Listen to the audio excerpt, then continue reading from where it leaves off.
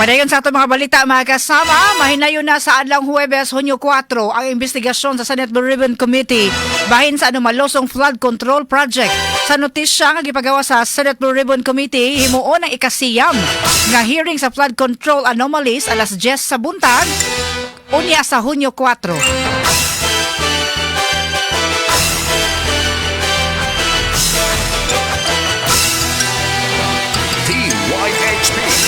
Una sa lahat, weather update.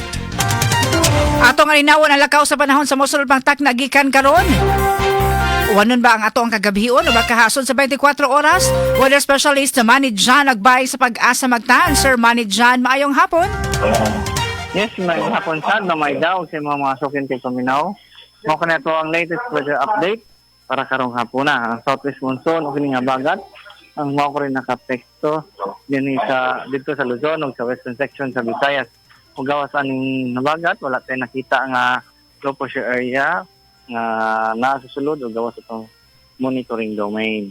Ug para sa atong forecast weather condition para din sa Central Visayas sa 24 oras kay makas natin sa weather condition maayo atong tempo sa panahon gawas lang kung mga kalit mga pagulan mga isolated thunderstorms hindi ka namin mga localized na thunderstorm.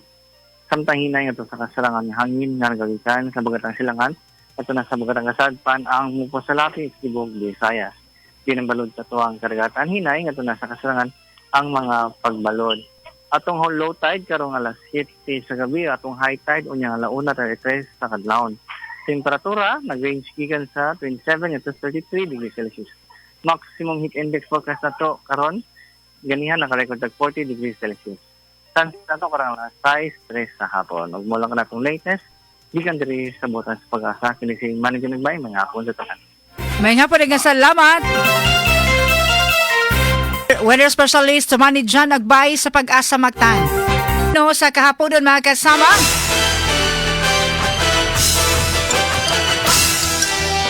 Samtang insister karon ni Senador Panfilo Ping Lacson na way masulbad nga problema sa gihimo karon sa majority block nga wa pagtambong sa sesyon kagahapon adlaw.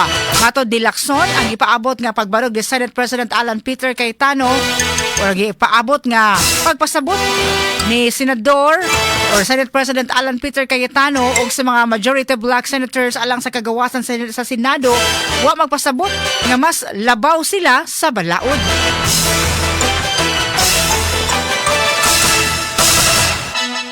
Samtang karong hapon, ibahibaw ni Senador Mig Subiri nga wa na usab naabot karong alas 2 sa hapon or karong Hunyo 2 ang majority block atol sa ilang session sa Senado. Gipaabot usab ni Senate Secretary Jose Luis Montales ang maong mensahe nga susama ang gisulti usab ni Senador Kiko Pangilinan. Gingong way rason nga gihatag si Senate President Alan Peter Cayetano kung nganong dili sila makatambong sa sesyon karong adlaw.